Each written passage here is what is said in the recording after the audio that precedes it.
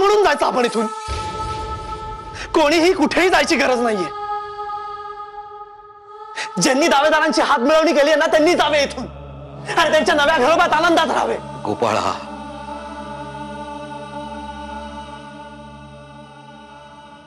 थोडा शांत हो.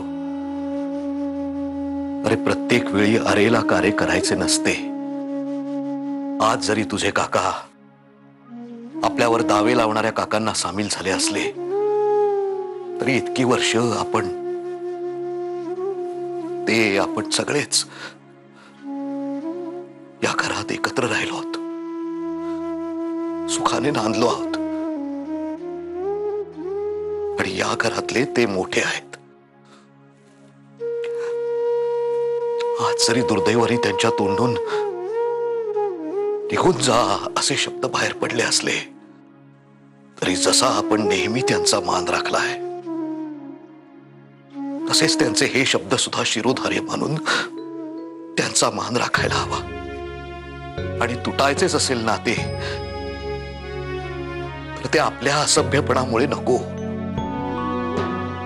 आजवर आपल्या दावेदारांशी सुद्धा आपण संयमानेच वागत आलो आहोत. थोडक्या करता आता हा बट्टा लागावयास नको. आणि वादात शिरलो तर सगळेच काही अवघड आणि क्लेशकारक होऊन बसेल. तेव्हा आता लवकरात लवकर या घरातून निघून जाणे उत्तम. चला. भागीरथी, मी तुला जावयास सांगितलेले नाही. तू याच घरात राहू शकतेस. धन्य पावले हो मी तुझे गोड शब्द ऐकून. धन्य पावले. पण ही माया बोलत नाहीये. मी आणि उमाबाईंनी इथनं गेल्यावर इथली उसनवार कोण करणार? मालकीणबाईंना हाताखाली राबायला खमक कोणीतरी हवंय. म्हणून मी हवीये. मोलाच्या माणसास लाथ मारून जाण्याचं स्वातंत्र्य असतं. आश्रिताचं तसं नाही. आयता गुलाम कोण सोडील? म्हणून मी हवीये. पण नाही, मी चालले अण्णा आणि उमावहिनींबरोबर.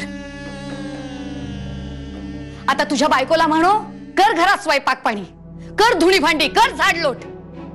हे सगळं करावं लागेल ना तेव्हा आठवण होईल भागीरथीची प्रत्येक पावलास. जायचंय ना, चालायला लाग. उगाच मुक्ता फळं उधळू नकोस. जातेच मी, जातेच. पण आम्ही जीव शिंपला या घरात. तो जीव इथून हाकलतोय हे लक्षात ठेव. उमा वहिनी, अहो रडताय कशाला?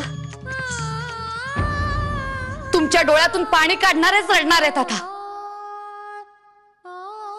चला, सोडा आता या घराची माया. चला.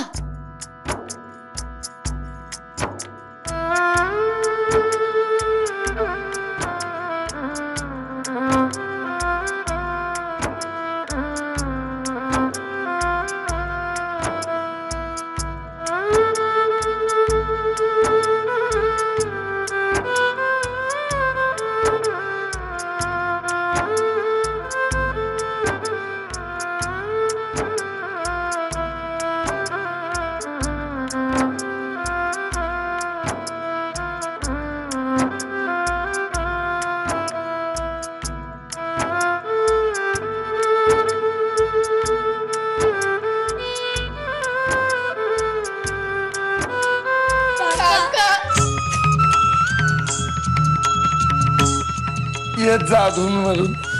कशाला? काय संबंध आहे आता?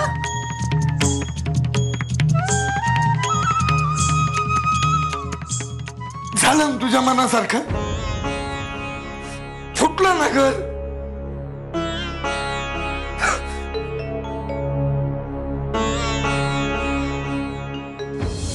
म्हणजे माधवाने विधवेशी विवाह करणाऱ्या त्या विष्णू शास्त्र्यास घरी भोजनाचे निमंत्रण दिले आहे आणि हे बाळंभट्टी तुम्ही त्याच वेळेस आम्हाला सांगावयास हवे होते.